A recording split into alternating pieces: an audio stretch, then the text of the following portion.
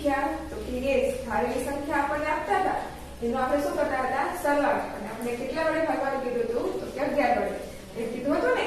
હવે તેવી જ રીતના દાખલા થોડો અલગ આપ્યો છે તેમાં શું કીધું છે પ્રશ્ન નંબર 8 કે બે અંકોની સંખ્યાના અંકોના સ્થાનની અદલાબદલી કરતા મળતી સંખ્યા અને મૂળ સંખ્યાનો તફાવત એટલે શું કીધું છે તફાવત એટલે કે બાદબાકી કરવાની તફાવત 9 નો ગુણક હોય તો તે સંખ્યા લઈને સાબિત કરો।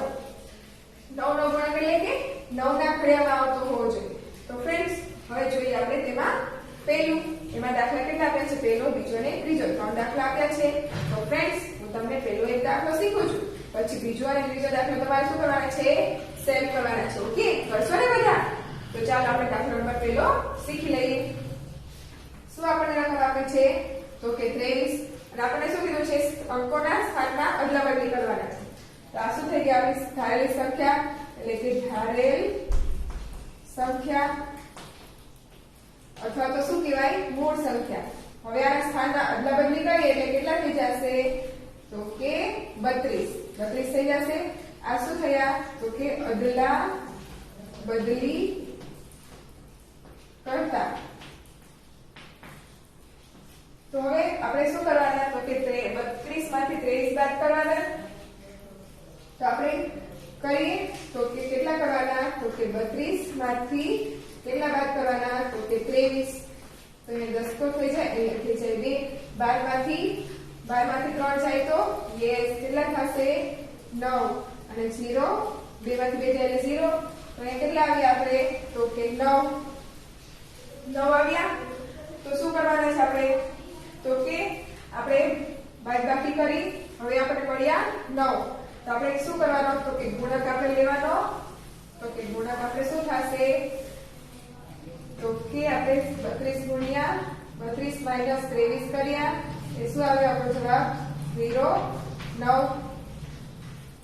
તો આપણી સંખ્યા મળી ગઈ। હવે આપણે કીધું છે કે તફાવત જે મળ્યો એ 9 નો ગુણક છે આપણે કરવાનું છે એટલે કે આ 9 મળ્યો તો 9 ના ઘડિયામાં ક્યાં આવે તો કે 9 ગુણ્યા 1 એટલે કે 9 એકા 9 આવે એટલે કે 9 પછી ગુણ્યા આ બંનેનો તફાવત કરવાનો એટલે કે 3 અને 2 નો એટલે કે આપણે ધારેલી સંખ્યા શું આપી હતી 23 આપી હતી એટલે કે 3 માઈનસ 2 એટલે શું થઈ જશે તો કે 9 થઈ ગયા એટલે કે આ શું થઈ ગઈ ધારેલી સંખ્યાનો તફાવત મળી ગયો।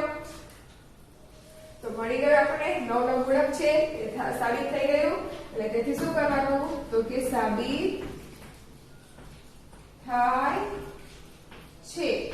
ઓકે ફ્રેન્ડ્સ શું થઈ ગયું 9 ના ઘડિયામાં આવે છે ને 9 એકા 9 હવે 9 ગુણ્યા હવે 3 માઈનસ 1 એટલે આ બંનેનો તફાવત લેવાનો એટલે કે 3 માઈનસ 2 એટલે કે 3 માંથી 2 જાય તો કેટલા બચે 1 એટલે 1 તો આપણે આપ્યા છે એટલે કે શું આવશે જવાબ આપણો 9। તો ફ્રેન્ડ્સ સમજાઈ ગયો ને બધાને? તો ચાલો દાખલા નંબર બીજો આવી રીતના જ છે તો બધા કરશો ને બીજો અને ત્રીજો બંને।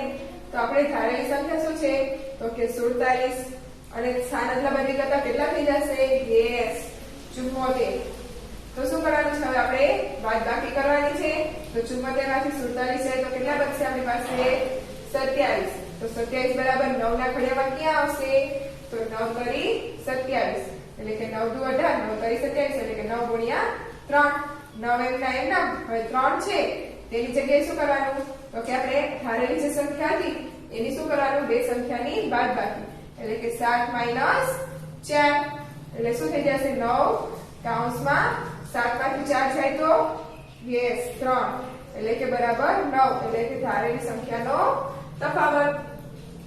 તો ફ્રેન્ડ્સ હવે તેવી જ રીતના દાખલા નંબર ત્રીજો તો તેમાં શું આપી છે રકમ તો કે 86 એને આપણે અદલાબદલી કરીએ તો કેટલા થઈ જશે યસ 68 હવે 86 માંથી 68 બાદ કરીએ એટલે કેટલા આવશે 18 હવે 18 ગયા એ 9 ના ઘડિયામાં ક્યાં આવશે યસ 9 દુ 18 એટલે કે 18 બરાબર 9 ગુણ્યા 2 હવે તો કે હવે બે સંખ્યાઓની બાદબાકી એટલે કે 9 8 માઈનસ 6 એટલે કે 6 9 કૌંસમાં 2 એટલે કે પછી બરાબર શું થશે તો કે 9 અને કૌંસમાં ધારેલી સંખ્યાનો તફાવત। તો ફ્રેન્ડ્સ આ દાખલા બધાને સમજાઈ ગયા ને? તો હવે આવા દાખલા 6 વાળી બધાને આવડશે ને? Yes, very good. તો ચાલો હવે જોઈએ આપણે દાખલા નંબર 9. એમાં શું કીધું છે કે 3 અંકોના સંખ્યાના અંકોના સ્થાન અદલાબદલી કરતા મળતી બીજી સંખ્યાઓના અને મૂળ સંખ્યાઓના સરવાળાને 37 વડે વિશેષ ભાગી શકાય છે તે નીચેની સંખ્યા લઈને સાબિત કરો. હવે આપણને સંખ્યા આપી છે એનું શું કરવાનું છે? આપણે સ્થાન અદલાબદલી કરીને બીજી બે સંખ્યાઓ નવી બનાવવાની છે અને બધાનો શું કરવાનો છે? તો કે સરવાળો, અને એને શું કરવાનું છે? 37 વડે ભાગવાના છે અને વિશેષ ભાગી શકાય છે કે નહીં એ આપણે સાબિત કરવાનું છે. ઓકે, તો ચાલો આપણે જોઈએ દાખલા નંબર 1. એમાં પણ 3 દાખલા આપ્યા છે. તો ફ્રેન્ડ્સ, અગાઉ કર્યું એ મુજબ પહેલો દાખલો હું શીખવીશ, બીજો અને ત્રીજો તમારે સેટ કરવાનો છે. ઓકે, તો ચાલો દાખલા નંબર 1 માં બધાએ ધ્યાન આપવાનું છે, એટલે કે 325. આ શું છે આપણી? તો કે મૂળ સંખ્યા. હવે આમાં અદલાબદલી કરતા બીજી કઈ સંખ્યાઓ બનશે? તો આપણે પહેલા 3 છે, તો હવે આપણે 2 ને આગળ લઈ લઈએ, એટલે કે 2, પછી 5 અને 3. હવે તો કે હવે આ 5 છે એને આપણે આગળ લઈ લઈએ, એટલે કે 5 પછી 3 અને આ 2 ને પાછળ જવા દઈએ. તો આ પડી ગઈ આપણી બીજી બે સંખ્યાઓ, એટલે કે આ શું મળી? તો કે સ્થાન અદલાબદલી કરતા મળતી સંખ્યા. આનો શું કરવાનું છે આપણે? યસ, સરવાળો. તો સરવાળો શું થશે? 5 ને 3 તો કે 8, 8 ને 2 10. હવે 10 મળ્યા તો 5 ને 2 7, 7 ને 1 8, 8 ને 3 11, 3 ને 1 4 ને 2 6, 6 ને 5 યસ 11. શું આવ્યું આપણી પાસે? 1110. 1110 મળ્યા. તો હવે શું કીધું છે આપણે? એને સરવાળાને શું કરવાનું છે? 37 વડે નિશેષ ભાગવાના છે. તો આપણો જવાબ આવ્યો 1110 ભાગ્યા કેટલા કરવાના છે? તો કે 37. તો હવે આપણે ભાગાકાર કરી લઈએ. ભાગાકાર કરીએ એટલે શું કરવાના? તો કે 37 ભાગ્યા 110. 1110. તો હવે આપણે ભાગ ચલાવીશું. તો 37 ગુણ્યા 2 કરીએ તો 100 ની આજુબાજુની સંખ્યા. તો ચાલો કરી જોઈએ. 37 ગુણ્યા 2 કરીએ એટલે કેટલા આવે? 7 દુ 14 ને 1 પછી 3 દુ 6 ને 1 7 74 આવ્યા. તો એ 3 કરતા નાની સંખ્યા થઈ. તો ચાલો આપણે હજી 37 ગુણ્યા 3 વડે કરી જોઈએ. તો 7 કરી 21 3 કરી 9 10 ને 11. તો કેટલા મળી ગયા? 110 મળી ગયા. 111 મળી ગયા. તો કેટલા વડે ભાગ ચાલશે? યસ, 3 વડે. એટલે 37 ગુણ્યા 3 કરીએ તો 111 મળે. તો 0 0 થઈ ગયા. આ 0 ને નીચે ઉતારીએ તો તેના સાથે કોઈ પણ ભાગ ચાલતો નથી, એટલે શું કરવાનું? આપણે ભાગફળમાં 3 0 મૂકવા પડે. તો શું આપણો જવાબ આવ્યો? તો કે યસ 30. તો ફ્રેન્ડ્સ, આ શું થઈ ગયો આપણો જવાબ? એટલે કે 1110 ભાગ્યા 37 કરીએ એટલે કેટલા મળે આપણને? 30. તો ફ્રેન્ડ્સ, હવે આવા જ દાખલા બીજા છે, બધાને આવડશે ને? તો ચાલો દાખલા નંબર બીજો આપણે જોઈ લઈએ. શું કીધું છે? ધારેલી સંખ્યા આપણને આપી છે. કેટલી છે? તો 467. હવે સ્થાન અદલાબદલી કરતા સંખ્યા શું મળશે? તો કે પહેલા 6 લઈએ, 7 પછી 4 ફરી 7 લઈએ, પછી 4 લઈએ અને 6 લઈએ એટલે કેટલા મળે? તો કે 674 અને બીજી 746. દરેકનો શું કરવાનો છે? સરવાળો. એટલે કેટલા આવશે? 1887 ભાગ્યા કેટલા કરવાના? તો કે 37. ભાગ ચલાવીએ એટલે કેટલા આવશે? તો કે યસ કેટલા આવશે? 51. હવે તેવી જ રીતના જોઈએ આપણે ત્રીજો. તો તેમાં શું કીધી છે કે 584 એ ધારેલી સંખ્યા આપણને આપી છે. હવે તેના અંક બદલાબદલી કરીએ એટલે કેટલી થઈ જશે? તો કે 845 અને બીજી શું થશે? તો કે 458 એ મળી. હવે એનો શું કરવાનો? સરવાળો. તો કેટલો આવશે? 1887. હવે તેના ભાગ્યા કેટલા કરવાના છે? યસ 37. એટલે ભાગ્યા 37 કરીએ એટલે કેટલા આવશે? તો કે યસ 51. આપણે બધામાં 37 વડે કેમ ભાગ્યું? તો કે યસ આપણે કીધું શું હતું? તો કે 37 વડે બધાને ભાગવાનું છે. ઓકે ફ્રેન્ડ્સ, તો બધાને આ દાખલા સમજાઈ ગયા ને? તો હવે આ દાખલા પૂછવામાં આવે બધાને આવડશે ને ફ્રેન્ડ્સ? આ દાખલા સાવ સહેલા છે ને? યસ, મને ખબર હતી કે આ ચેપ્ટર તમને બધાને સાવ સહેલું લાગશે. તો ચાલો હવે આપણે જોઈ લઈએ પ્રવૃત્તિ. તો ફ્રેન્ડ્સ, પ્રવૃત્તિમાં શું કીધું છે? તો કે નીચેનામાંની અજ્ઞાત કિંમતો શોધો, એટલે કે a અને b ની કિંમતો શોધો. તો ફ્રેન્ડ્સ, આપણે અગાઉ દાખલા શીખી ગયા ને? તો ચાલો એકવાર ફરી આપણે જોઈ લઈએ. તો ચાલો આપણે જોઈએ દાખલા નંબર પહેલો.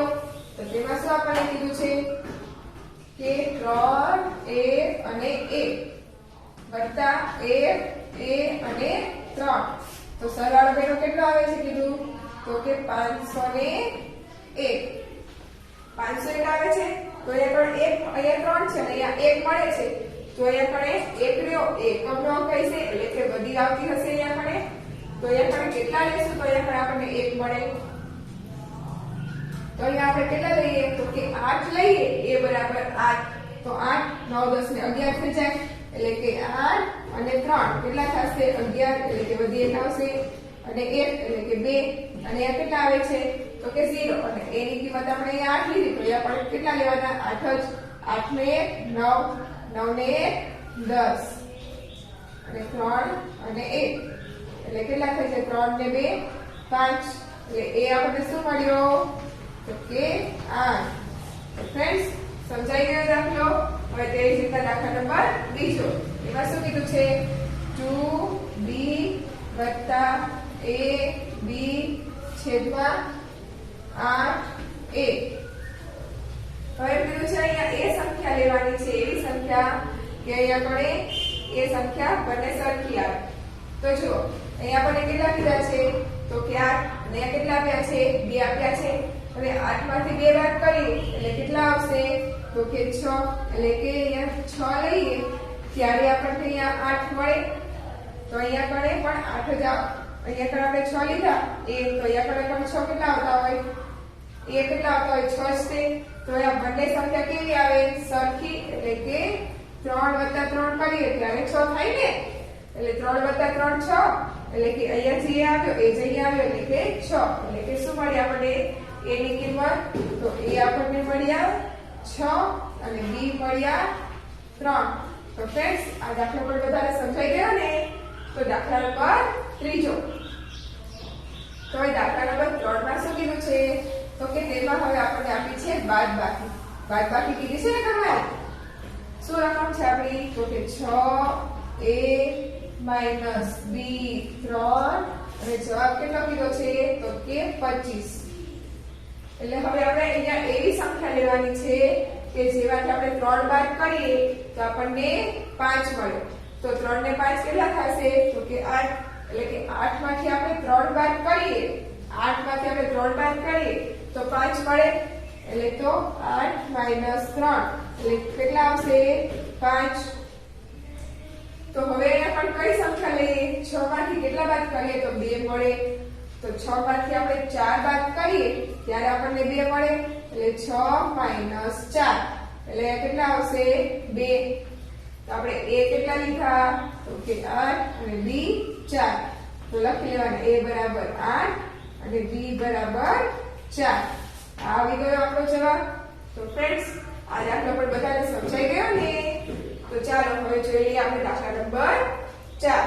તો એમાં શું કીધું છે? તો કે a ગુણ્યા a ગુણ્યા a ગુણ્યા a. અને આપણે રકમમાં જવાબમાં શું કીધું છે? તો કે c b 5 આમ કીધું છે. તો હવે આપણે અહીંયા બંને જગ્યાએ એવી સંખ્યા લેવાની છે કે છેલ્લે આપણે કેટલા આવે? તો કે છેલ્લે આપણે આવવા જોઈએ 5. ઓકે, તો હવે બંને જગ્યાએ કેવી સંખ્યા લેશું તો છેલ્લે 5 આવે? તો કે 5 નો ગુણક લેવો પડશે ને? 5 નો ગુણક લઈએ તો કેટલા આવે? તો અહીંયા 5 વડે લઈએ તો અહીંયા કણે પણ 5 વડે લેવા પડે ત્યારે 5 આવે. તો બંને જગ્યાએ 5 5 આવે એટલે કે 5 5 અને 5 એટલે 5 25 25 26 ને 27 એટલે કેટલા આવી ગયા? તો કે એ આપણે કેટલા આવ્યા? એ આપણા મળ્યા 5, બી મળ્યા 7 અને સી મળ્યા 2. તો ફ્રેન્ડ્સ આ દાખલો બધાને સમજાઈ ગયો ને?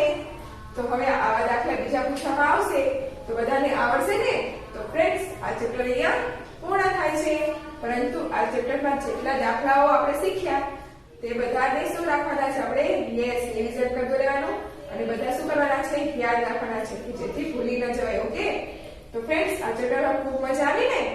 આ ચેપ્ટરના નામ મુજબ શું હતું ચેપ્ટરનું નામ? તો કે યસ, તો કે રમત સંખ્યાની રમતો, એવું હતું ને ચેપ્ટર? તો ફ્રેન્ડ્સ એ મુજબ આપણે સંખ્યાઓ સાથે રમતો કરીને તો ફ્રેન્ડ્સ આ ચેપ્ટરમાં ખૂબ મજા આવી ને બધાને? તો ચાલો હવે આપણે ફરી આગળ જોઈશું. Okay, by.